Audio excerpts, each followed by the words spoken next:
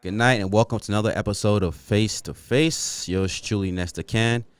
And tonight we have a special guest in the studio who goes by the name of Xavier. What's going on, baby? Hey, what's going on? How's it going? I'm good, man. What's new? What's going on? You're a jack of all trades, man. Yeah, I see you into a lot of different things. I try to dibble dabble in a little bit of everything. All right, so tell us what you got going on. I see you're an actor, and then you also have your clothing line going on. Right. Yep, I do some acting. I've been doing acting. I've always been into entertainment since a little kid. Watching TV growing up. You always wanted to be on TV. I've always wanted to be on TV, and I didn't get my. I am from my father's side of the family. They're entertainers. They play instruments, guitars, and accordions, singers. They dancers.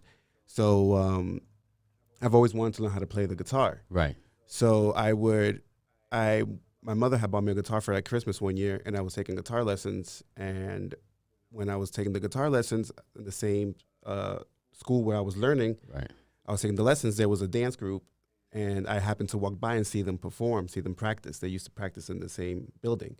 And I was like, I like to dance. I kind of want to join that. So I stopped doing the guitar, and I ended up joining the dance group. Right. And we used to perform in festivals and big crowds. So that's how I got my first taste of being in front of people. And I liked that, I liked the rush. So I was I kind of want to get into TV. I like this. I like being in hosting, and I wanted to get into entertainment. So I back in my early 20s, I was 20, 21. Yeah. I started doing hosting for a local show that had to do with fashion. Yeah. And there was a local TV show in Boston. So I used to live. I'm originally from New York. I was born in New York, but I grew up in Massachusetts, in Boston. Yeah. And so they were looking for hosts. I went audition. I got the job. So that's how I got into fashion. Mm-hmm. And then since there, and then I also was working for a local magazine. Right. And I was helping out. I was working there as selling ads. Mm.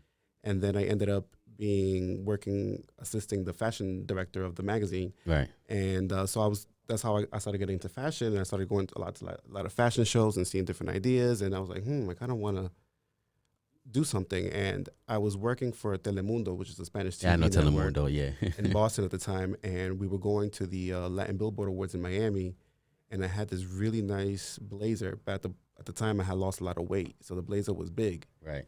And I was like, and I had this shirt that went really nice with it, but I didn't want to wear. I was looking for accessories. What happened was I bought this shirt to wear, and I was looking for accessories, and I was like, damn, there's not a lot of accessories in the men's market, in the men's fashion market. Now there is, but back then there wasn't. Right now the men's fashion market has evolved. A lot of guys are into accessories and looking good, everything for the showing off for the gram and whatnot. But back then there wasn't. I'm talking about maybe 2010, 2009, around that time.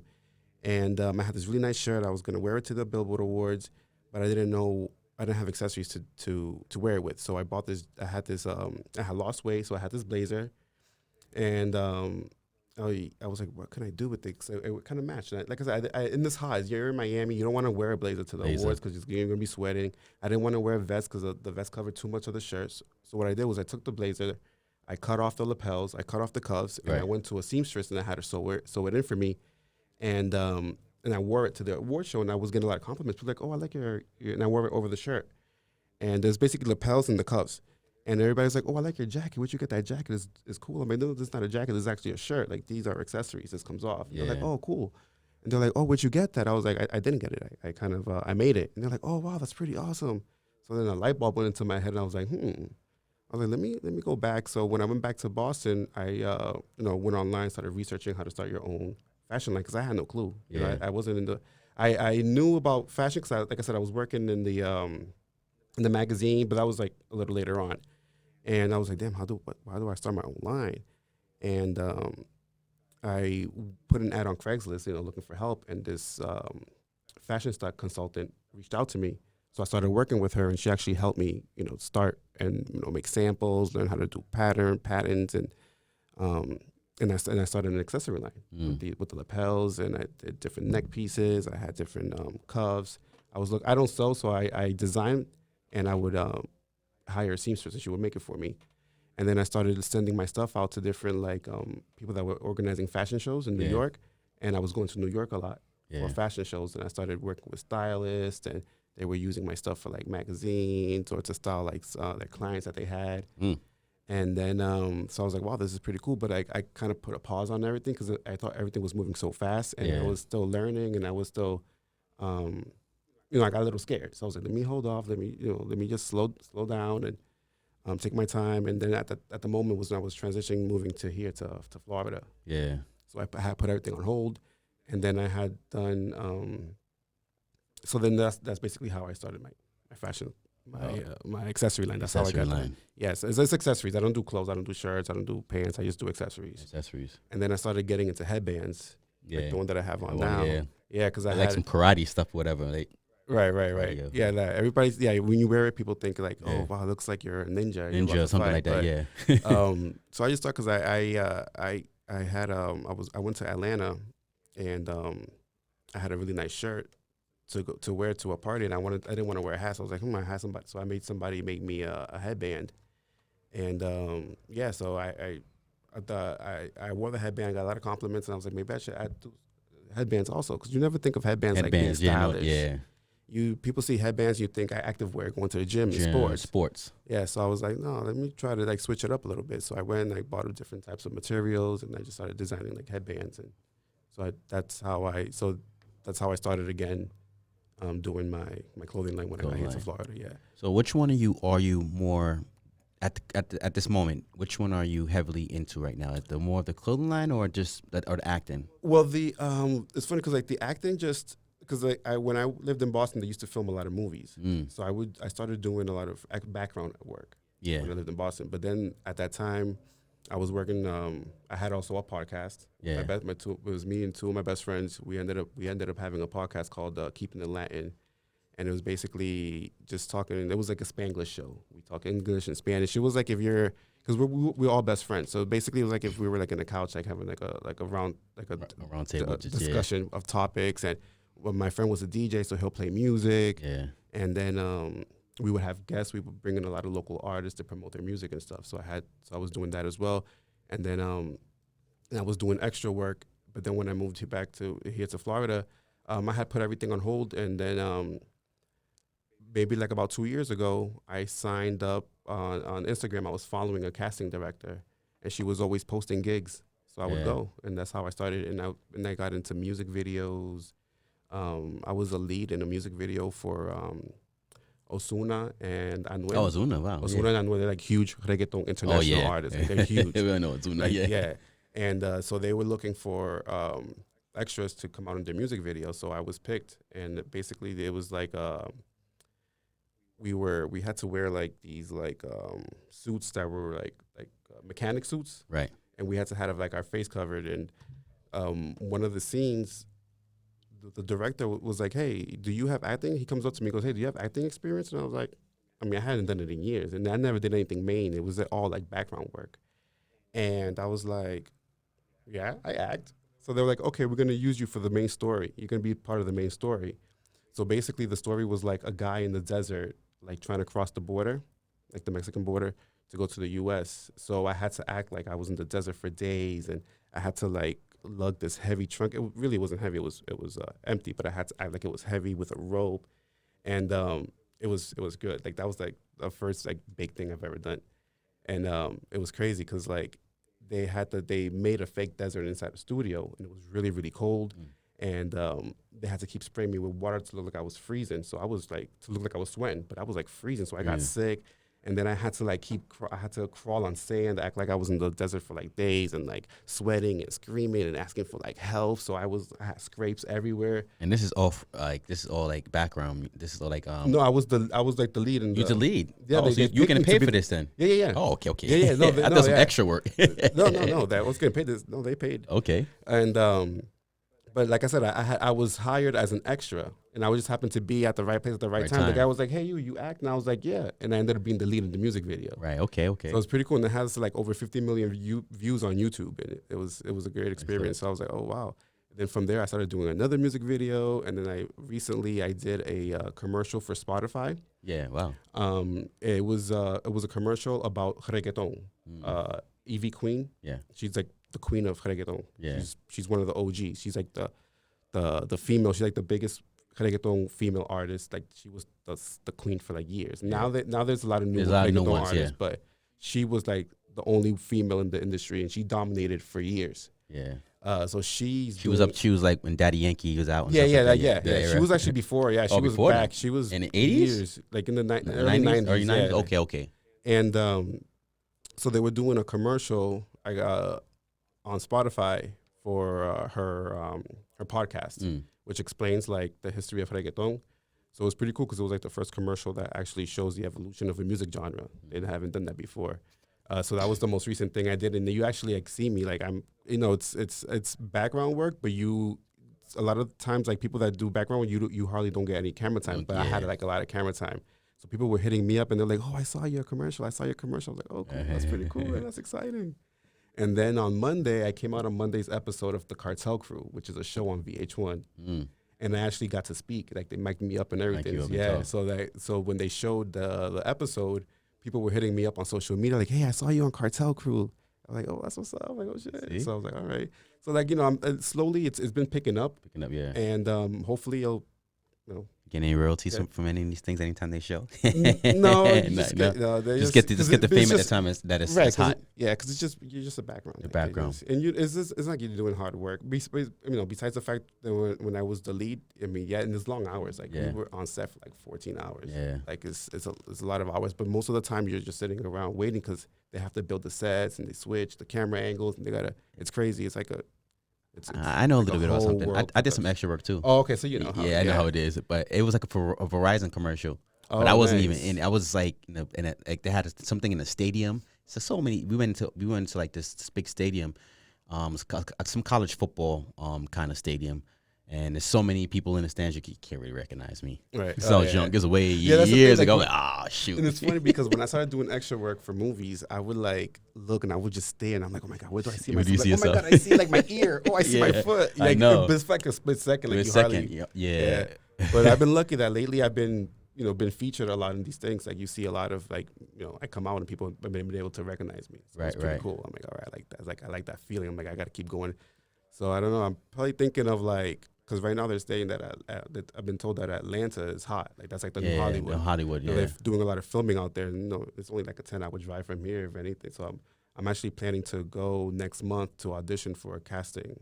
Yeah. Out there, so I could get work out there because they do a lot of filming out there. That's what I was gonna ask you. I was like, do you notice a difference between New York or Boston and New York to Miami? Because Miami's supposed to be a hot spot too in terms of casting. Yeah, they as do far a as lot doing of film. They have a lot TV of reality shows and stuff in Miami. And they do a lot South of Beach. music videos. Yeah, music videos. Yeah, that's what I've been getting a lot of. And I've done acting work for Telemundo too. Yeah. Okay. The soap operas. Yeah. Like I've done and it's pretty cool because like if I don't know, but like I'm Puerto Rican, so in my family, my grandmother raised me. Yeah. So and she used to babysit me and all my cousins. So we would, and all she watched was novelas. Yeah. So we grew up watching novelas. Every Spanish household, every child grows up watching novelas. Yeah. And I actually got to work with like a soap opera, an actor who I grew up watching on TV, and it's crazy. He's like, "Wow, like I grew up like watching you, Yeah. on TV, and now I'm actually working with you." And it was Right. like a scene where I was a correctional officer at a jail, and he was visiting. His wife was visiting him. And he ended up going like crazy and like fighting, like not fighting, but like arguing. And I had to grab him and like take him out. So I was like, dude, like this is crazy. Like I grew up watching you. Now I'm like manhandling you and shit. I'm like, this is amazing. Like, yeah. So it's pretty cool. Like a lot of people say that they grew up watching somebody and now they actually perform. You hear that with a lot of athletes that say, "I grew up watching, now I'm playing with you." Right. Towards the end of your career, of course, but But yeah, so it's pretty cool. Are you represented by SAG or anything like that? No. No. I'm Not yet? non-union. Non-union. Okay. And how many films have you done now, like movies? And any movies yet? Well, I did. And I have a lot of independent movies and stuff like that too. No, I've done a few. Like I've done documentary. I've actually I had a small role for a show that's going to air on Amazon Prime. Oh wow. Called Loyalty. Yeah. They're filming their first season. and I got to play. I always get like the bad boy. I'm either like in the cartel or I'm a security Because you got that or look once you something dress mean, you yeah, up. or Yeah. a drug dealer. Or Drug dealer. I had to. One time I played a rapist for a docu series Wow. about like sex trafficking, Yeah. and we did the reenactments. Yeah. So I was one of the actors, and I had to like there was like a rape scene, and so I was like, so it's crazy. I'm like, why I always, you know, and if you people only knew me, I'm like Yeah. the total opposite Total of that. opposite Like I'm of the that. biggest, like I have the biggest heart, I'm like the biggest sweetheart, you know. So it's like, Yeah. but it's funny because you have to play the rough guy because that's how I look. What kind of? That's good because it brings out the other side of you a little Right, bit. right, You get right. to- So I get to be the tough guy. You're the tough guy. Yeah, so it's pretty cool. Out of all this, of all the jobs, the gigs you've had, which is your most favorite one that you enjoyed? Like, yeah, stands out. Well, definitely the music video. The music because video. that went viral, 50 million views. Like that was pretty cool, and like, and I got to experience what it is, you know, to be like a lead in something, you know. Yeah. So it's pretty dope. But to be honest, like I think the one that meant the most to me was the Spotify commercial with Evie Queen because I grew up listening to reggaeton and listening to her since I was like 10 years old. Yeah. And when you get casted for things, like when I got casted to be in the commercial, they just told me, okay, it's this commercial for Spotify. Be here at this time. And so I had no clue what I was getting myself into. Yeah. Until I was on set. And they're like, yeah, you know, this commercial is about reggaeton. And I was like, oh shit, like this is my shit. Like Your this is my shit. music. Yeah, I'm yeah. like, oh, okay. Your So I was shit. happy. I was like, Yeah. yo, I grew up listening to reggaeton. Like this part of my life is my culture. You know, Yeah. I love this shit. Oh, stuff. I'm sorry. No, you're cool. You Oh, good. okay. It's making sure.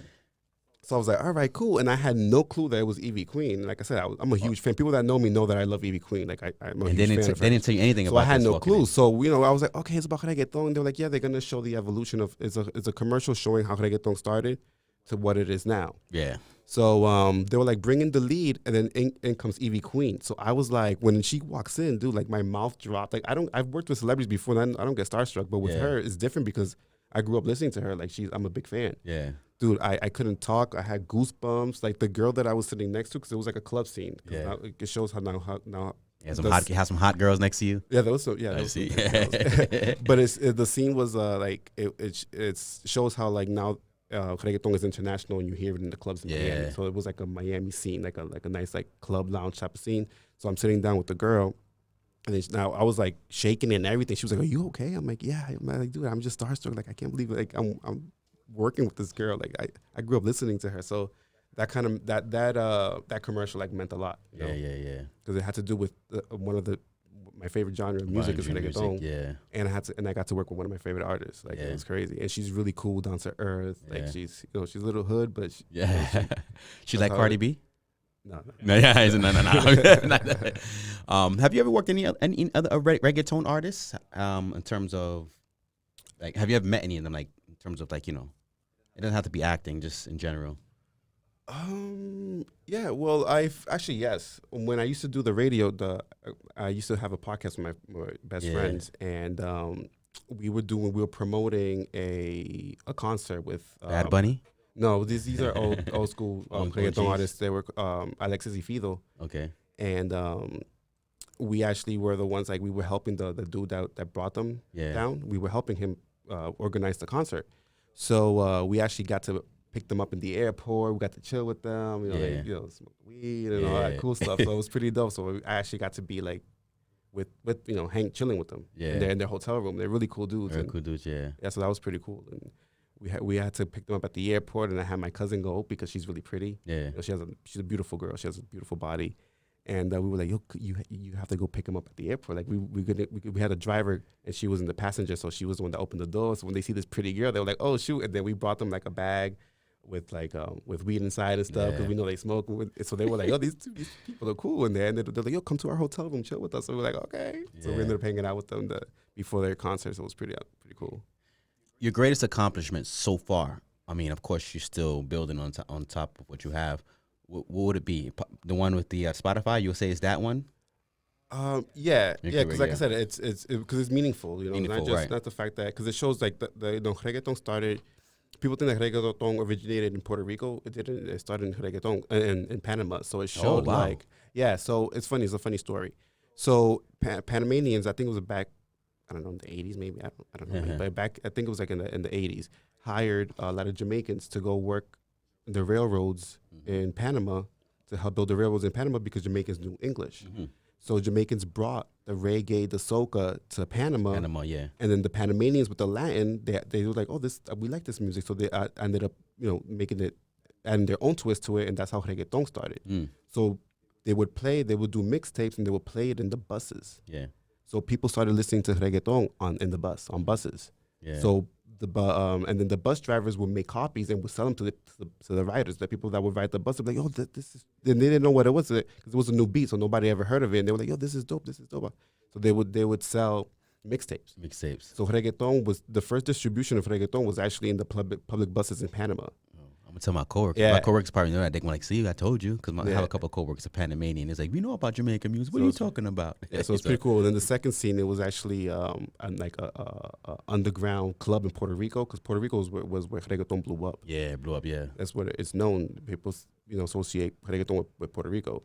And so that was the second scene, and she was there, and she had to freestyle, battle with another guy and stuff. So it was pretty cool. And they were like, oh, you guys have to dance raunchy because it's reggaeton is very sexual. If you never heard now they've come down a lot. Yeah. But when reggaeton first came out, it was all about fucking and sex and drugs and titties and orgies and crazy. It was very sexual. Yeah, that's why the Puerto Rican Day Parade in New York was all crazy and wild. Right.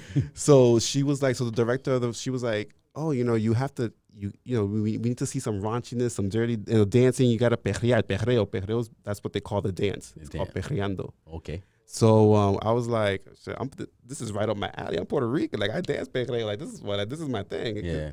And then the girl that they partnered me with, and I was like, hey, do you dance? And she was like, dude, I just came from Puerto Rico a year ago. Of course. I was like, oh, shit. So it was funny because we were the only Puerto Ricans on set, and they actually paired us together. Right. So all right. So the music started playing. We just started dancing and getting into it, and everybody's just looking at us, and we're still in the show. And it was funny. It was cool. You got a lot of good stories, man. Yeah. And then the last part was the scene, the Miami scene, the club scene. Yeah. So what would you say is the some difficulties in the business? Because these are the good parts that you're telling me about, or the fun parts. What do you notice? I know being in the business is, like you said, there's a lot of cutthroat. A lot of grinding. Know what it is? It's because what was hard for me is when you go to audition and you don't get the part. Yeah. And you have to keep going, and you keep. You don't get the part, and you don't get the part, and you keep, so you kind of feel down. Yeah, you get discouraged, and you're like, oh, maybe this is not for me. Maybe I'm not talented. Yeah. So that was difficult for me, but you just have to keep on going, never give up, because, you just it could be maybe you have the look they're looking for, or maybe you don't, and you just got to keep pushing. So it was just hard for me not to give up, and then and then you get older and you're like, oh, I'm already older. I would have never, I'm 36. I would have never thought at 36 years old I'll be doing music videos. It's pretty cool. You know what I mean? You always think these young, big, buff guys, but no. You never know. You never know what look they're looking for. Right. So it's all about, you just got to be persistent, That's what happened to me. I started off and I got discouraged. I didn't get it. I was like, it's not for me. Or, Right. Now, another couple of actors I have a lot of actors on the show that coming on the show. One guy said you have to have thick skin, Right. So, you might get a no, right? But then you can't take things personal. Can't take everything is right. You got to take everything as constructive criticism. Yeah, exactly. And just grow and learn and build from there. Yeah. I mean, I'm hoping that because now I want to do more speaking roles. I like that I did the background work because that kind of got my foot in the door. Because a lot of these directors, when they see me, they're like, "Oh, I remember you from this video. I remember you." So they recognize me. So people already, they recognize me. So they'll be like, "Oh, he's good. And so I'll get featured and stuff. So I was like, "Okay, that's pretty cool." So you kind of make a name for yourself doing these things. Right. So it's pretty cool. Real quick before we go, do you have any advice to give to anybody who just started off in whether acting or wanting to be in the industry in terms of making their own clothing line, designer, or anything like that? I mean, yeah, just if just don't give up. You got to do it. Especially now there's so Hollywood is not the same anymore. If you want to get into acting, you don't have to move to Hollywood. Yeah. Now there's so many shows, there's so many streams. People, a lot of networks that you could stream online. There's so much work right now. It's, you just got to search, do your research, and go for it. If you got to move to a different state, you got to do it. Just go for your dream and just don't give up. Don't give up. The same thing with my clothing line. I never thought I was gonna get into fashion. It was just an idea that I had. I'm like, okay, maybe I can make some money off of this. Let's go. Let's do it. Yeah. And like I said, at the time I had no clue about fashion. I had no clue about business. but you do your research, you learn, you figure it out. You Google, YouTube. That's how I learned, Googling, YouTubing, and so far so good. Hopefully, COVID happened and I had to slow things down, but I'm getting my website worked on, and hopefully by like 2 months, 3 months, it'll launch. Yeah, so it's pretty cool. And of course, before we go, we gotta let people know how to get in contact with you. Any social media? Yeah, anything? definitely. Well, I'm on. I'm on Instagram. It's my clothing, my handle for Instagram is AYOX. That's AYOX.fashion. Okay. And then my personal is X marks the spot. X marks the spot. It's X marks the DA, and then spot is SP0T. Oh, okay. Yeah, so if you guys want to follow me, and I'll keep you guys updated. And you can see my work there. I post the music videos that I've done there on my Instagram, so you'll see my stuff and you'll see my my headbands and things like that. And I'll keep you guys updated and letting you know when the exact launch date and stuff. So, All right, Xavier. It's a pleasure having you on the show, bro. Thank you. The pleasure. I know I probably talked a little too. No, it's good, man.